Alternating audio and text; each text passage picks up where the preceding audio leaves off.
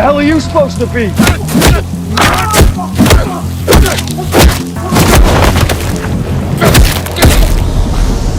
I'm vengeance.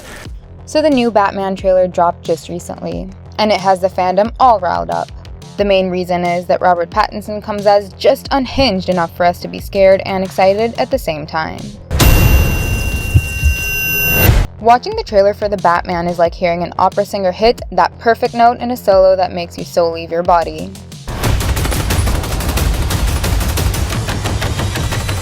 Yes, I'm serious. It is that good. Can I get an amen?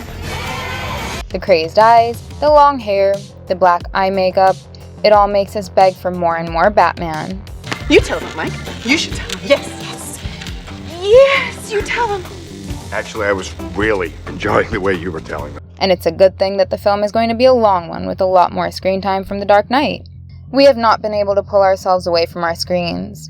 The first trailer won our hearts last year, and with the second one, even more people have boarded the hype train. Now, after watching the footage for the millionth time, we've moved beyond the initial praise and questioned ourselves.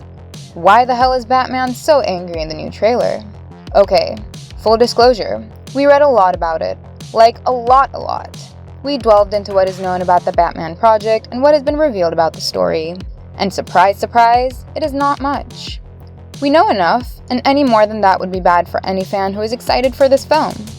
Okay, so why is there the need for anger? Whoa, take it easy, sweetheart. Director Matt Reeves has revealed that he'd be doing a story with a young Batman, ergo Bruce's early years of crime fighting.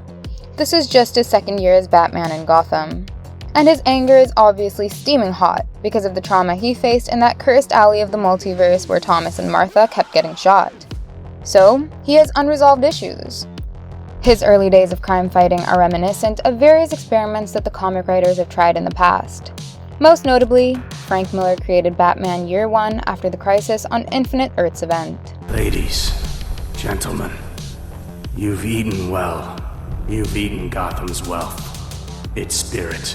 From this moment on, none of you are safe. This was meant to be a story about the first year after Bruce returned to Gotham. The comic had everything from a young, angry Bruce Wayne to a dominatrix and a sultry Selina Kyle. It even featured the mob of Gotham City very heavily.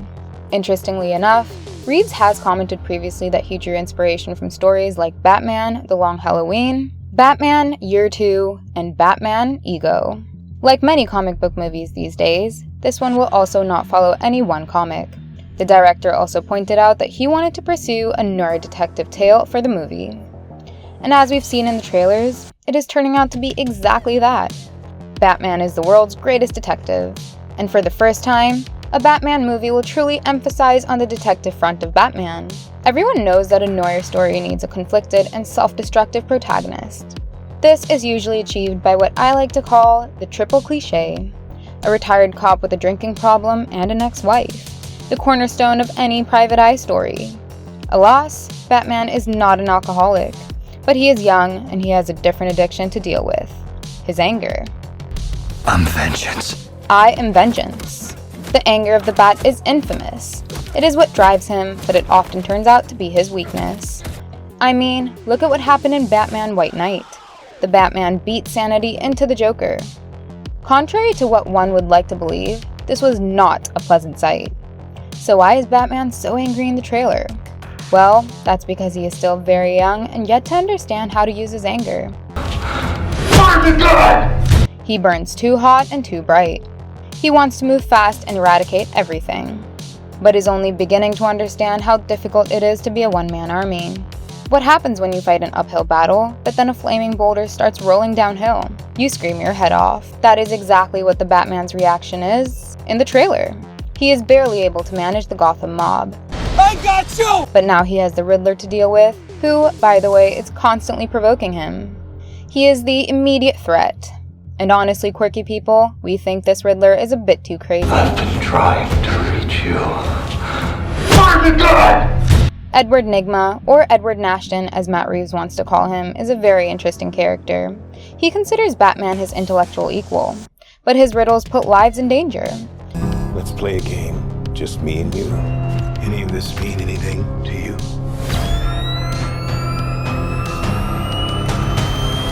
His dream is to break Batman, to best him in a game of wits. It won't be long before you've nothing left. I don't care what happens to me. What happens when such a character comes across the fact that his rival is maintaining his sanity with one single rule?